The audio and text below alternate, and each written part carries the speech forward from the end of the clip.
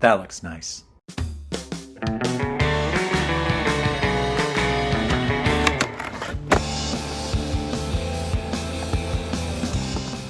Hello, my name is Jeremy. I'm one of the creators of Dexter Stardust Adventures in Outer Space. My friends and I are working on two different games. The first one is a point-and-click adventure game, and the second one is a pixel art platformer game. The second game is a sequel to the first game, but we're finishing up work on the first game and then starting work on that second game. So let's talk a little bit about what I accomplished this week with both games.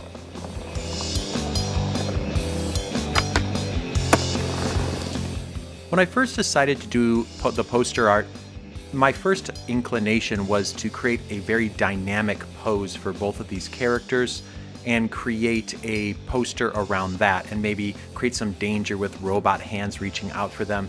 But I quickly realized that that really wasn't the way to go because you needed to see Dexter and Aurora. You need to see their faces. So I went back to our source material. You guys know that we worked on a short. It hasn't been completed yet, but I remember looking at some of those videos that you had sent me, Alec, and those videos had some really great poses for both Aurora and for Dexter.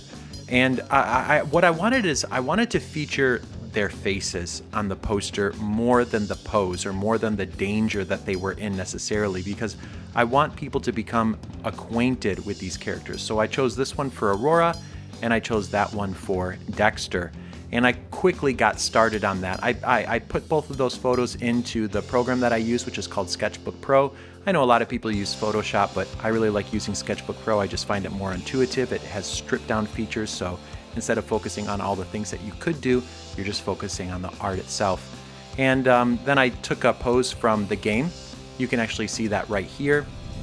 This is the pose that I took from the game, and then I created the poster art around it. And so let's just check this out real quick.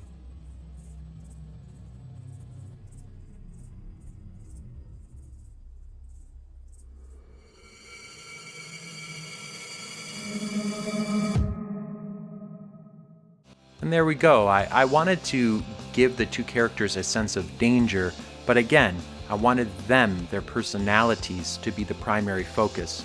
So after I did the initial rough sketch, I went over and did a more final sketch, which helps me define the lines. You can see I struggled with the hand, so I ended up taking a picture of my own hand and putting it in there, and that became Aurora's hand. It was just kind of a weird angle to draw. And then once I finished the final sketch outline, then I went over and I inked it.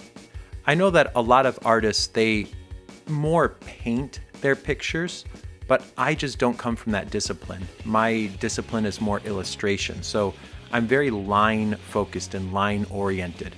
So I'm sure that with enough practice I could probably end up painting these characters more with less defined outlines and then using less lines on their body and their different textures and their fabrics and things like that. I just really like that comic book look, and that is what I was going for here. And you could see that when I colored these characters, I actually took the colors from the characters in the game so that they were exact. And then shading. One of my favorite things is just adding shading. It just, you've already gone through the stressful process of developing the character and their pose and coloring them. Then you just get to add this depth and you really get to see the picture come alive. And there we go. All three characters. That's what it took me hours and hours just to get these three characters done. The results really speak for themselves.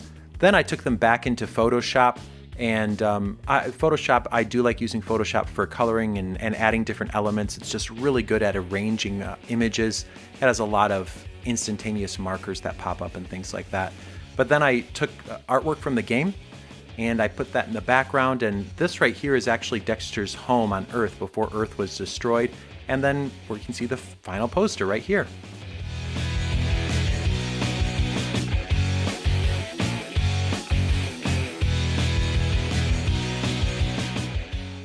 And this little bit right here, that's in-game. So I introduced a new title screen to the game, and it just really, really adds a lot of depth right at the beginning of the game.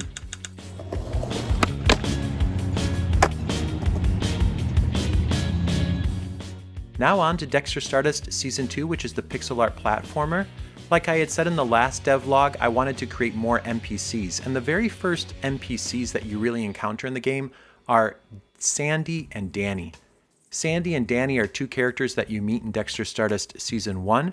They're looking for a robot on Ganymede, and then you meet them again when you end up back on Mars, and you kind of find that they're following you around, or are you following them around? What's going on there? But those characters carry over into Season 2, and they definitely become allies of Dexter Stardust.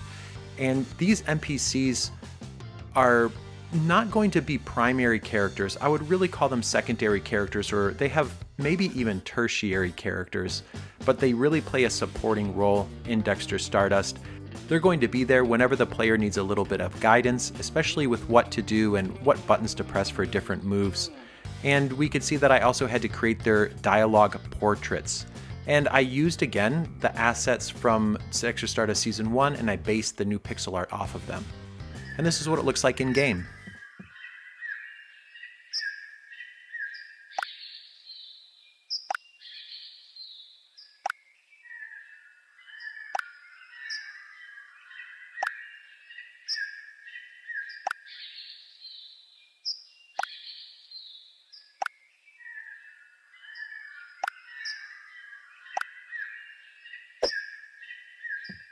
And if you talk to them again, you can see a second dialogue plays in which she just repeats the instructions about using Dexter's rocket shoes. There we go. That's everything that I was able to accomplish with both Dexter Stardust Season 1 and Dexter Stardust Season 2 this last week.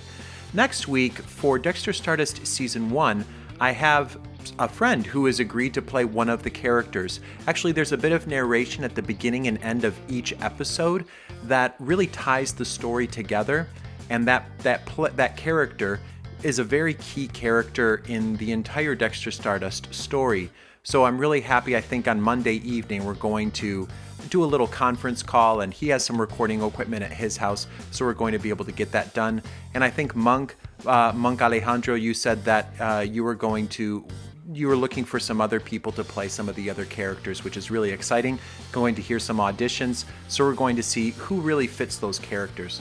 And then in Dexter Stardust Season 2, I'm going to be working on creating more enemy animations.